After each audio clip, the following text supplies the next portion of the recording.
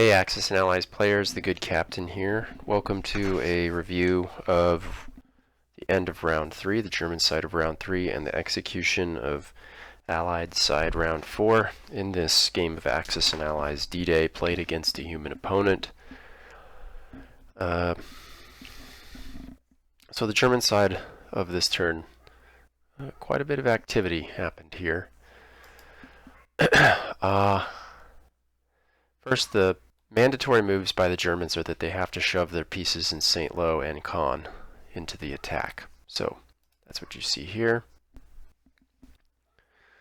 And then there's a flurry of fighter activity that I'm just going to summarize and say that 14 dice get thrown for movements of German troops towards St. Lo and Caen as a counterattack is orchestrated against those two victory cities by the Germans. And of those 14 dice, 6 hits are made. 6 hits. Okay? And this is where my intuition is that probably players who play this, I could see screwing up this rule. So let me show the end of the German non-combat movement phase to illustrate this. Notice that in St. Lo and in Caen, the Germans do not have 8 units. That's because of the attrition from the fighters.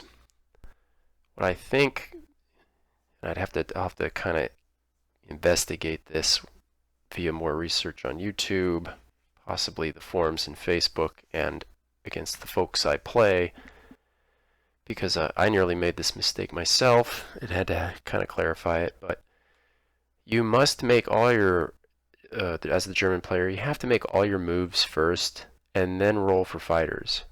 And based on those results, you cannot put in more pieces.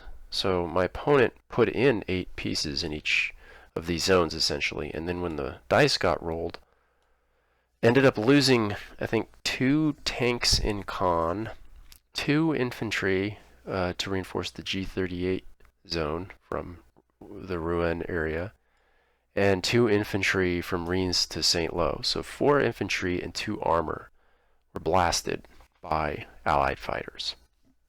So that seems pretty good, but I promise the dice are going to kind of even out here. The counterattacks in Caen and St. Lo are as follows. The Germans basically more or less hit inside of their expected numbers. The Allies basically the same thing. The Allied artillery is stripped out of Caen, at least for the time being. And in St. Lo, no one hurts anybody. Everybody just waves. No hits are made. Okay? And that is the end of the German combat move. So other than the fighters, not a lot happened on the actual combat. Okay? When we roll for reinforcements, and this is probably going to be definitely be a point of discussion in the series videos, but the Americans roll a 4. Now, the first turn they can basically only get 4 pieces. The second and third turn, you really, as the American player, you really need to hit your averages, because the American position in terms of bringing troops to relevant areas of the battlefield is worse than the British.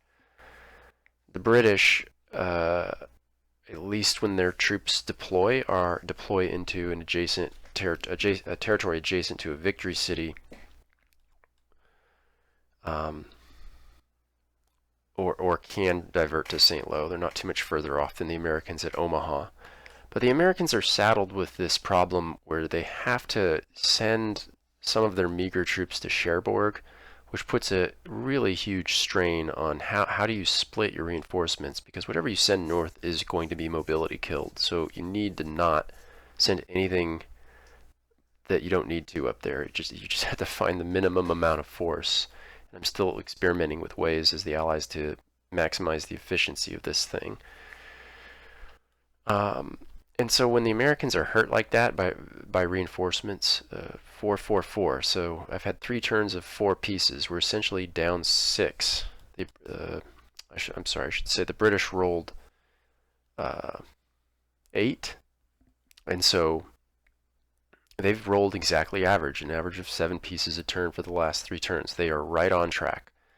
But the Americans are at -6. In contrast, the Germans rolled 10 for Rheims and 10 for Rouen on this turn.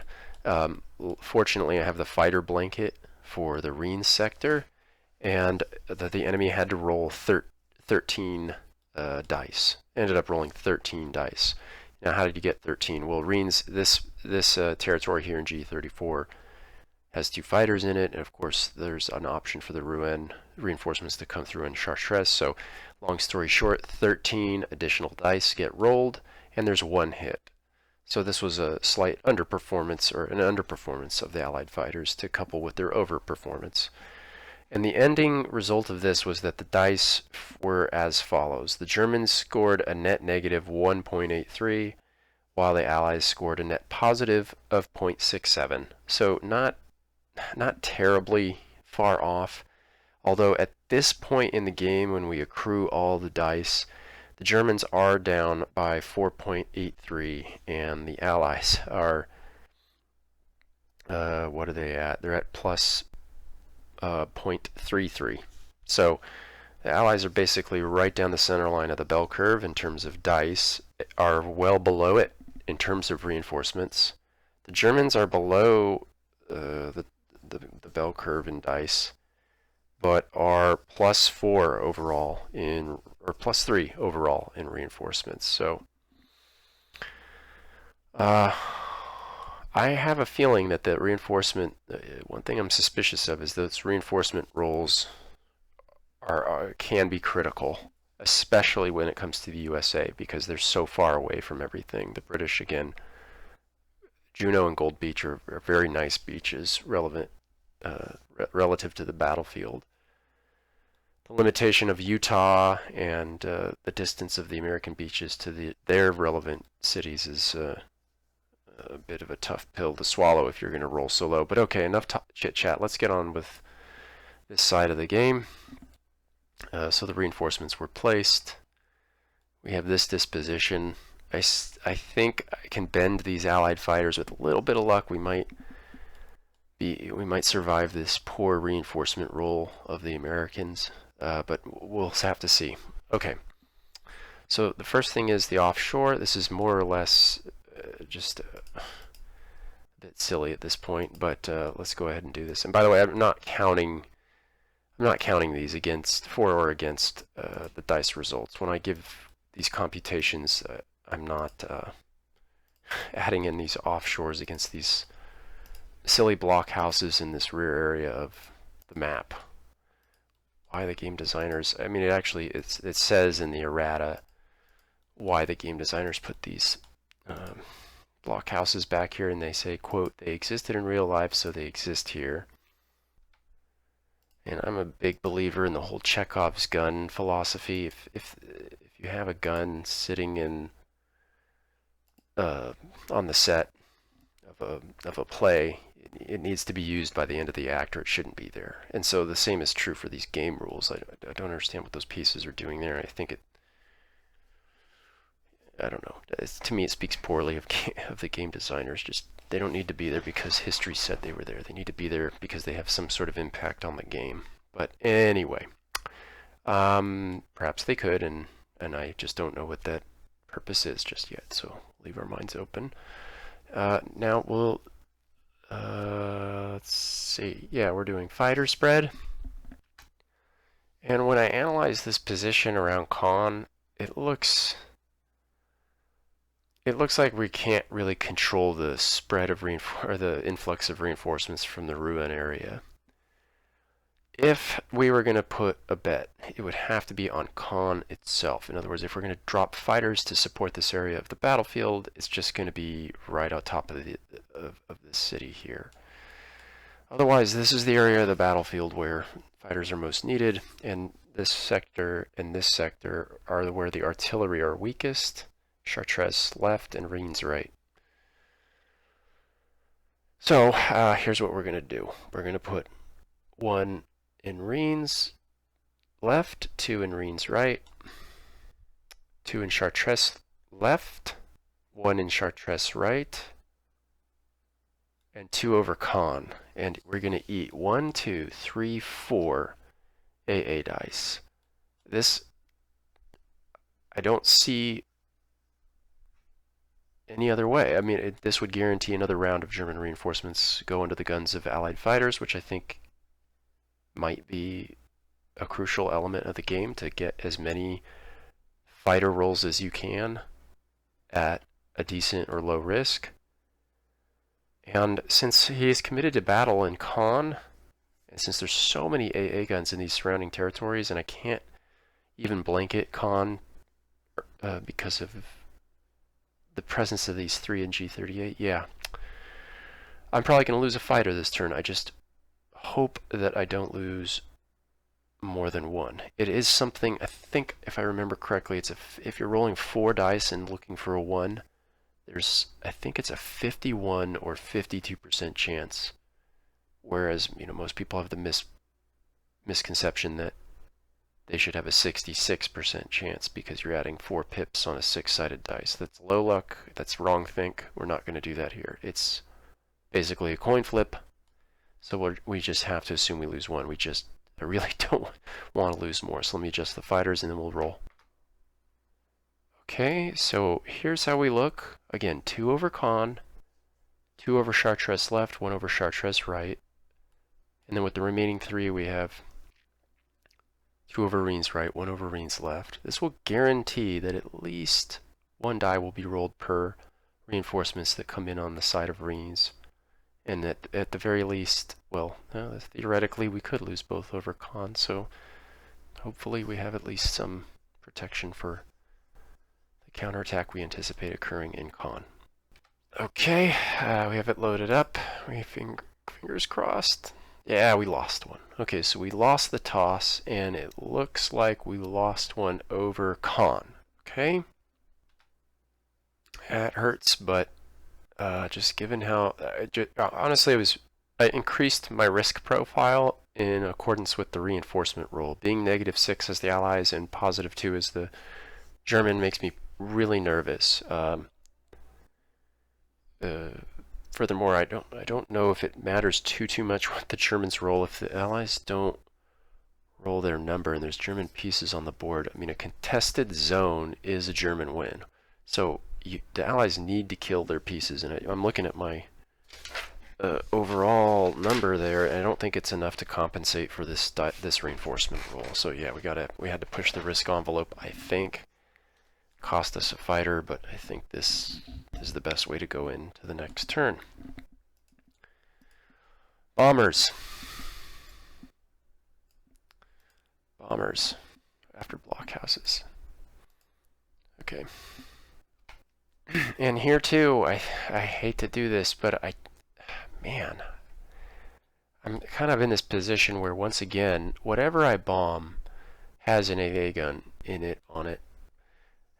So I could do the 2 bombers against 1 AA gun, and that's probably safe. But again, I think I need to increase the risk profile.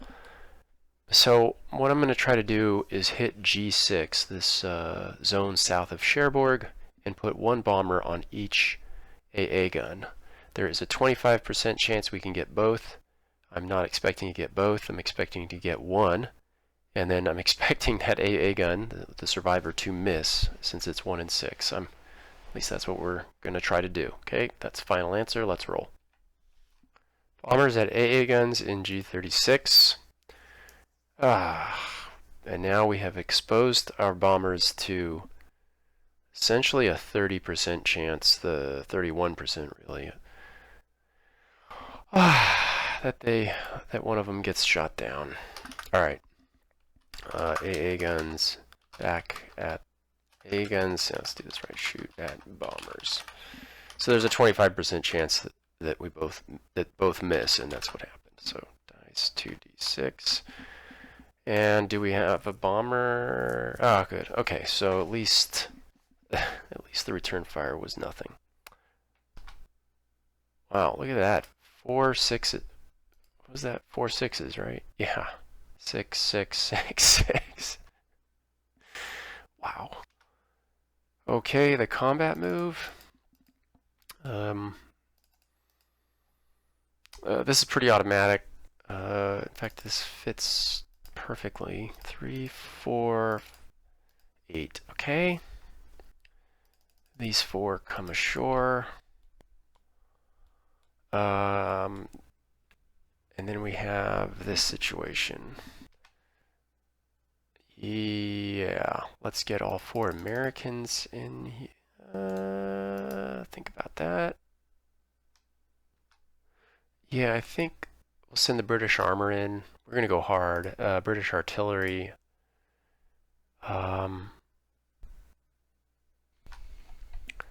And yeah, I think I'm gonna commit the Brits, and then I'm gonna pull the Americans into this zone here. Okay, and that means we should pull the artillery in this direction and bring these assets down. Just keep Con fed. These infantry, of course, move here. These armor move right into position with them. Now they can hit either St. Lo or Con. The beachhead gets reinforced. Same here. Yeah, and this is too bad, so sad. 4, 5, 6, 4, 5, 6, 7, 8, 9, 10, 11, 12. You know, I don't think we have much of a choice. I think we have to get moving. Too bad, so sad. All right.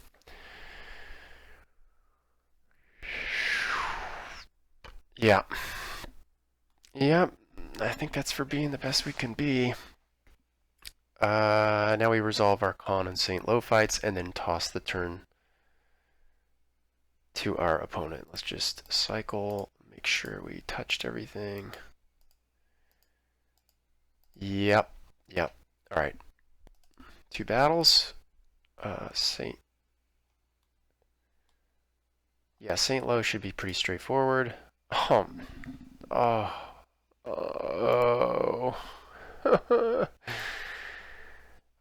No hits.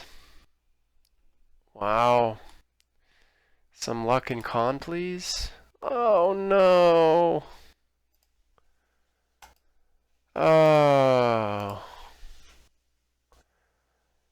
Okay, well, I mean, it's not completely hopeless. But yeah, that's about as bad. Well, it's literally as bad as it could have been. I guess the Germans could have hit more. They could have not hit their numbers. But, yep. That was a terrible combat turn. We lost a fighter. We lost 4 pieces. And so far in this turn, we have absolutely nothing to show for it.